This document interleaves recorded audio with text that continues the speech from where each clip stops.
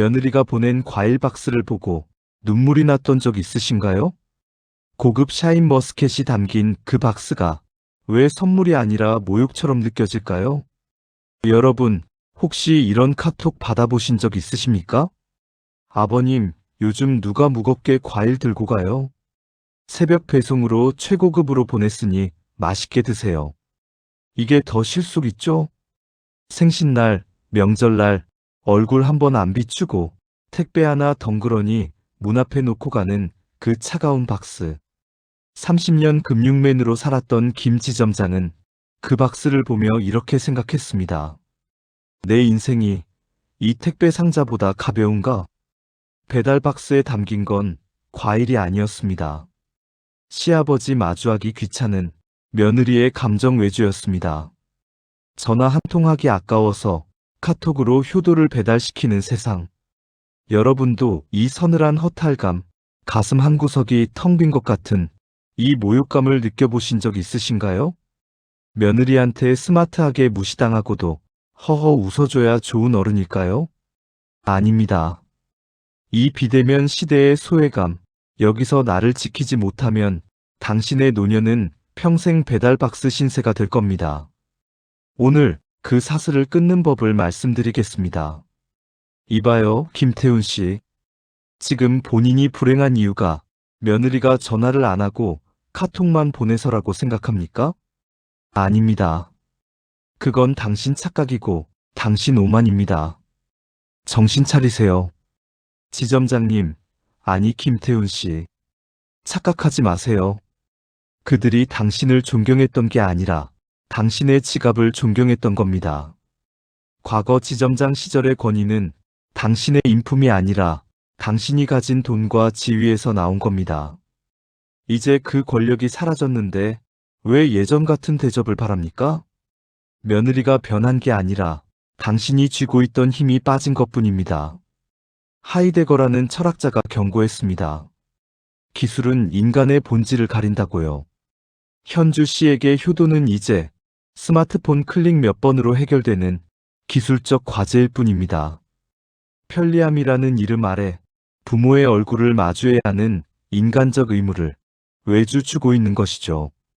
배달 봉투에 담긴 건 과일이 아니라 며느리의 귀찮음입니다. 하지만 여기서 중요한 질문을 해야 합니다.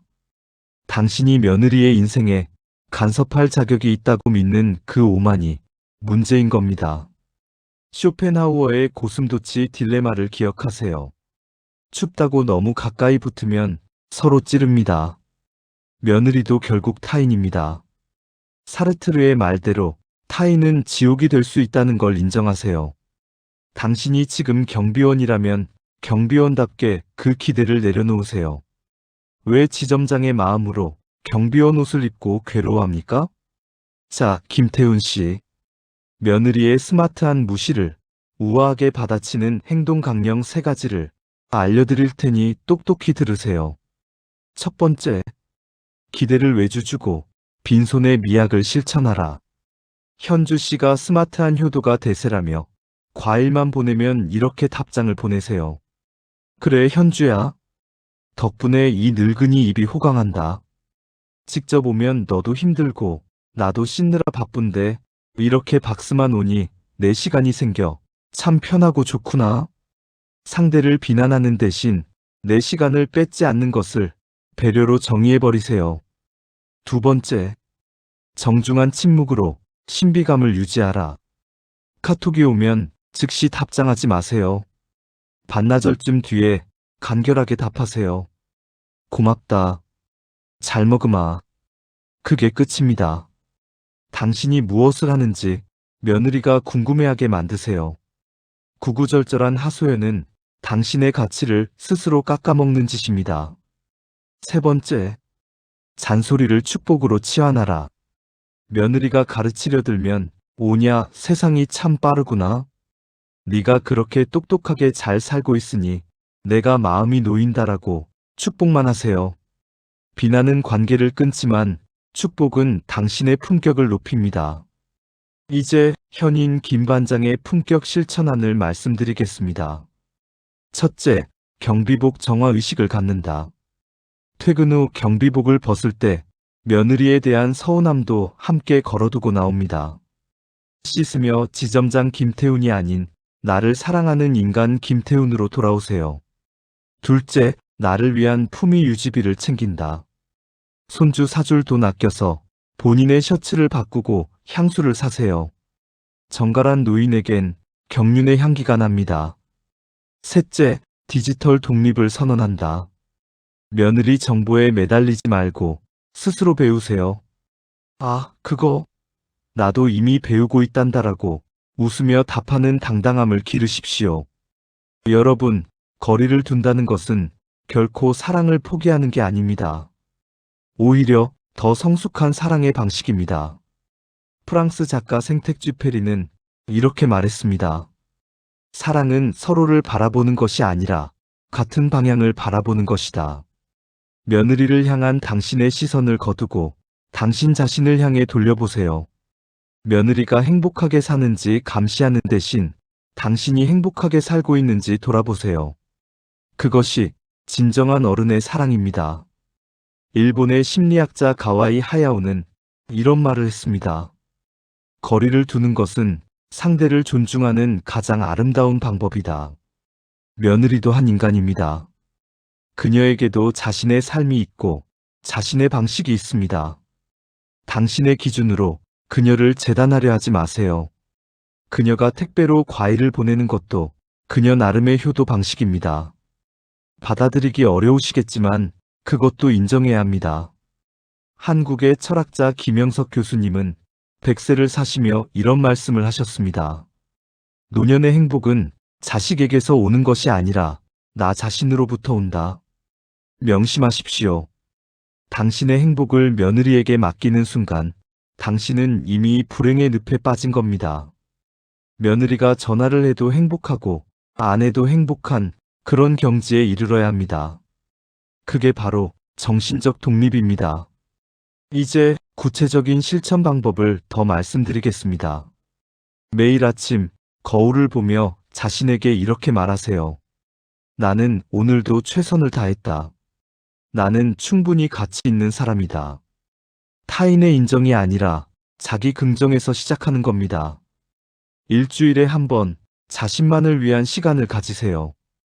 카페에 앉아 커피 한 잔을 마시거나 공원을 산책하거나 좋아하는 음악을 듣거나 며느리 생각, 자식 걱정 다 내려놓고 오롯이 나만을 위한 시간을 갖는 겁니다.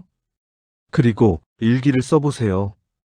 오늘 하루 감사했던 일 3가지를 적어보는 겁니다. 오늘 날씨가 좋았다. 입주민이 고맙다고 인사해줬다. 점심 도시락이 맛있었다. 이렇게 작은 것에서 행복을 찾는 연습을 하세요. 며느리의 전화나 방문에 의존하지 않고도 당신은 충분히 행복할 수 있습니다. 또 하나, 취미 생활을 가지세요. 사진을 찍든, 글을 쓰든, 운동을 하든, 무언가에 몰입할 수 있는 활동을 찾으세요. 그것이 당신의 정체성이 됩니다. 경비원 김태훈이 아니라 사진을 좋아하는 김태훈, 걷기를 즐기는 김태훈이 되는 겁니다. 그러면 며느리가 당신을 어떻게 대하든 흔들리지 않습니다. 오늘 하루도 참 고단하셨죠? 입주민의 무례한 요구에 고개를 숙이고 며느리의 차가운 카톡 효도와 배달 박스 앞에서 마음 한구석이 텅 빈 것처럼 시리셨을 겁니다. 하지만 여러분, 우리가 오늘 배운 이 거리두기는 결코 외면이 아닙니다. 진정한 노년의 품격은 섭섭함을 서운함으로 되돌려주지 않는 그 넉넉한 마음에서 나옵니다. 며느리의 디지털 대리 효도를 비난하기보다 그래, 너희도 바쁜 세상 살아가느라 애쓰는구나 라고 먼저 인정해버리는 여유. 전화를 기다리는 대신 나도 오늘 바쁘구나 라고 먼저 전화를 끊을 수 있는 당당함. 그것이 바로 어른으로서의 경륜이고 지혜로운 현인이 갈등을 아름다운 관계로 승화시키는 기술입니다. 퇴근길, 편의점에 들러 오직 당신만을 위한 캔커피 하나를 사보세요.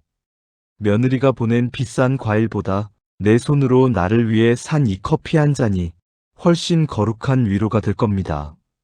자식의 배우자와 적정거리를 유지한다는 것은 내 사랑이 상대에게 짐이 되지 않게 하고 나 스스로를 짐으로 만들지 않는 가장 높은 수준의 자기 사랑입니다. 애썼다. 누구도 알아주지 않는 그 길을 묵묵히 걸어온 당신에게 제가 대신 이 말을 건넵니다. 나태주 시인은 말했습니다. 자세히 보아야 예쁘고 오래 보아야 사랑스럽다고요. 당신의 거친 손마디와 깊게 팬 주름은 자식을 키워낸 훈장이지 결코 초라한 흔적이 아닙니다. 자세를 바로하고 스스로를 따스하게 안아주십시오.